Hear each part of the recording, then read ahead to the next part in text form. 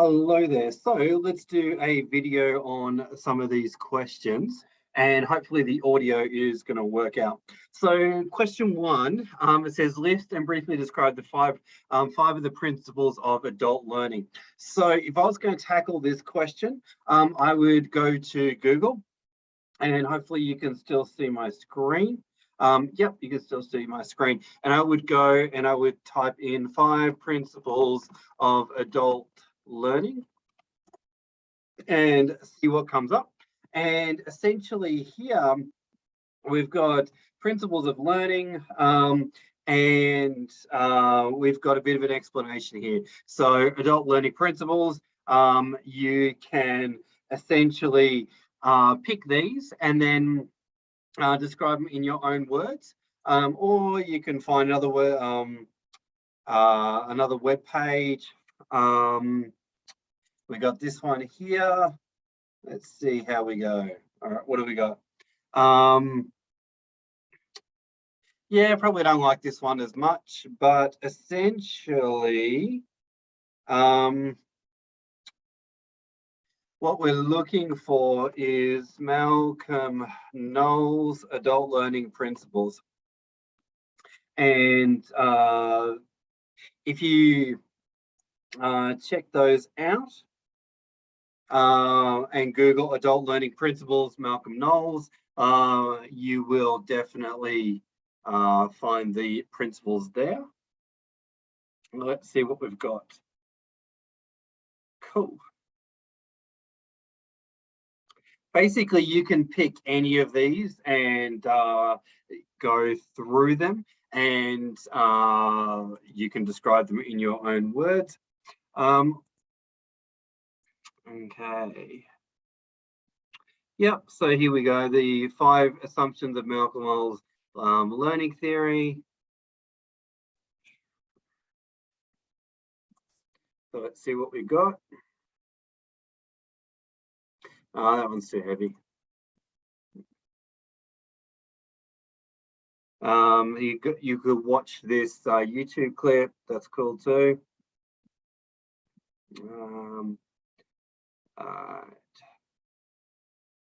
So that should give you a bit of a prompter. Adult learning principles. Yeah, I mean, I would really go off this website here, and focus on this list here. And I would just, if it was me, I would just write out these 1, 2, 3, 4, 5, 6. Just pick out 5 from here, and then just describe them in a bit of detail and describe how you would incorporate each of these into a training session, so to speak. Okay, you didn't even watch the video there. All right, cool. So let's move on to the next question. All right, so next one you had was 9C. So let me jump to 9C. All right, so 9C, how would you address each of these? All right, so student is overwhelmed with the learning content. So consider the benefits of minding your learners, participants, verbal and non-verbal. For each of the underlying issues, describe what verbal and non-verbal indicators could be present. Briefly explain why this information. How would you address each of these? Okay, so how would you address each of these? So student is overwhelmed with the learning content. So I'm surprised you've asked this one, because I think we kind of even touched on overwhelm in the workshop that we did. So maybe I got the wrong question, don't know.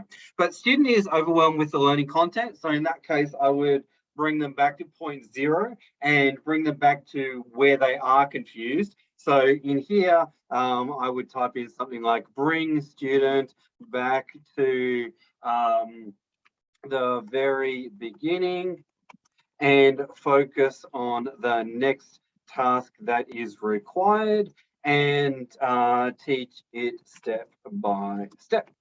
Okay, so that kind of answer. Student doesn't agree with what is being taught. You could say, I appreciate, so trainer could say, I appreciate your perspective around that.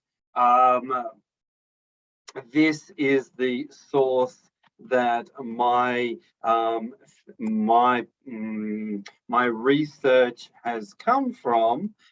Feel free to check out what they have said, and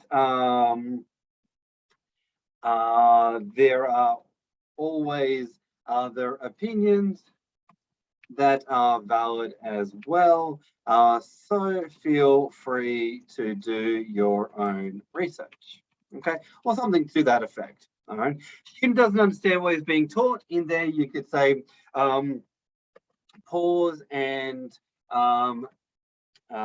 explain the content to the learner in multiple different ways, and relate it back to the learner's own life experience.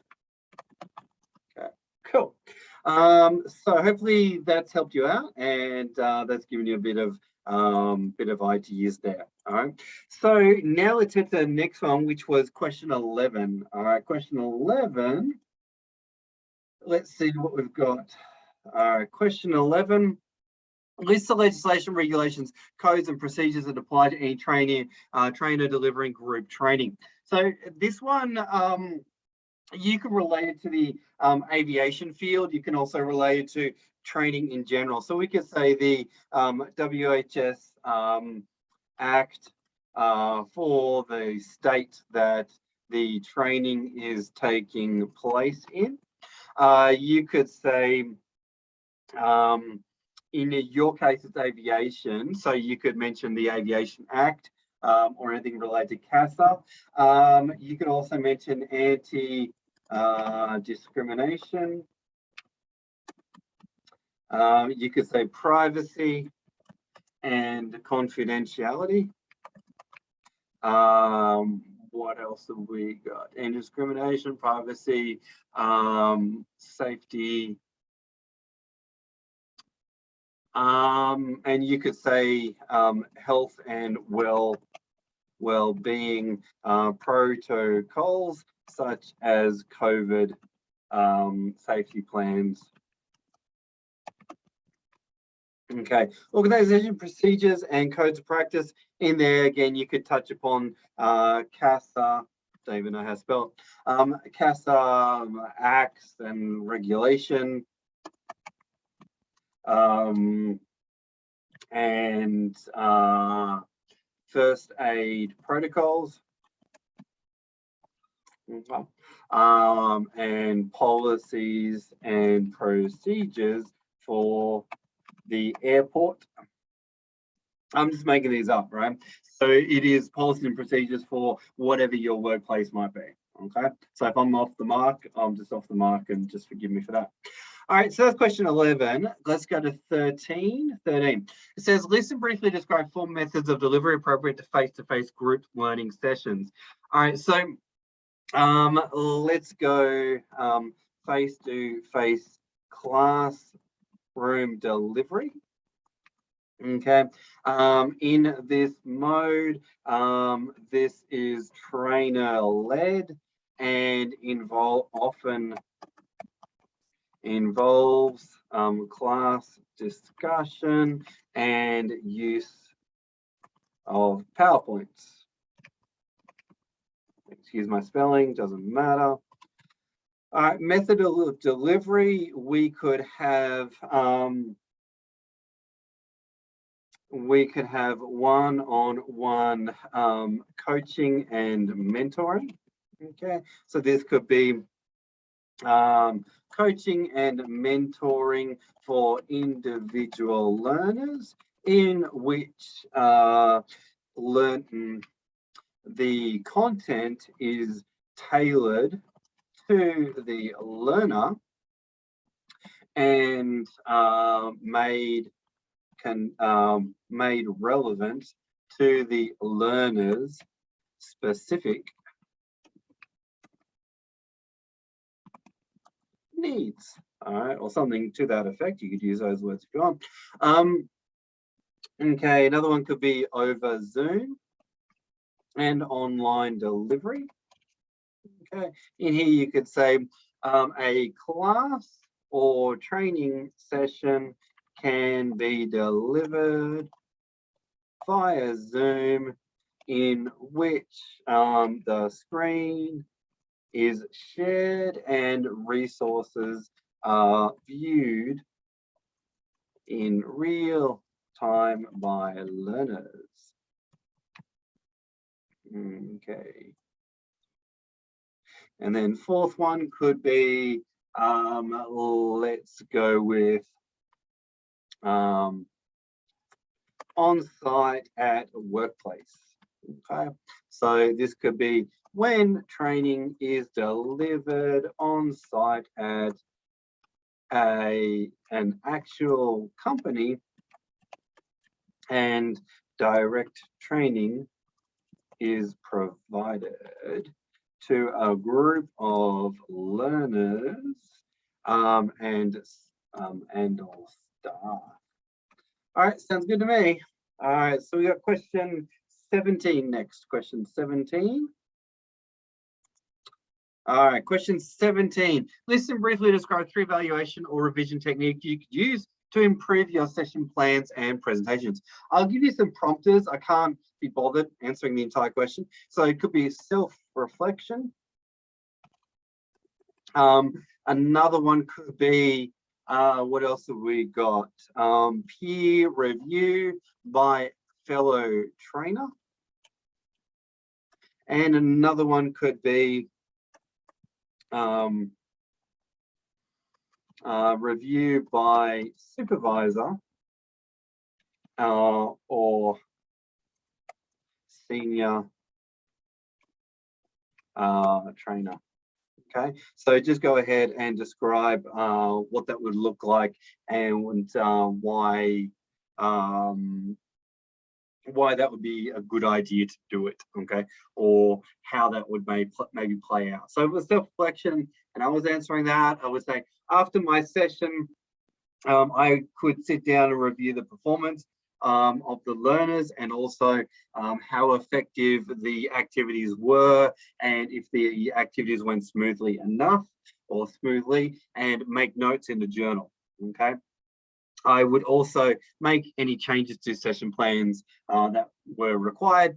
Peer review by fellow trainer. I could have a fellow trainer sit in the training and provide me feedback. Review by supervisor or senior trainer. A senior trainer or supervisor could sit in on the session and provide feedback, and then we could make adjustments to the session plan. Okay. Hopefully that makes sense. Question 18. Let's jump to 18. 18, undertake the VARC learning style questionnaire at blah. What is your learning preference? Okay, this one's fairly straightforward. I'm not sure why you're asking about this one, but basically you just go there and you describe what your learning style is. And then how you could use this tool to assist when planning your training. You would use this information to help you know how to structure your activities, and also the traps that you may fall into as a trainer and the biases that you may have. Okay, so I head to question 24. Okay, question 24, it says list and describe 4 principles of effective communication. Literally what I would do is go to Google and type in effective communication and list out the principles. I think you can even click on this link, and yes, we do have some of the principles listed here, so you can pretty much copy and paste them over, all right, which is really cool. Okay, so hopefully that's answered those questions for you, but I have a feeling that maybe these are not the ones that you're referring to, and maybe it's a different set of questions. So let me just let me know about that, and if it is a different set of questions, I'll make you another video. Okay, awesome. So that's that.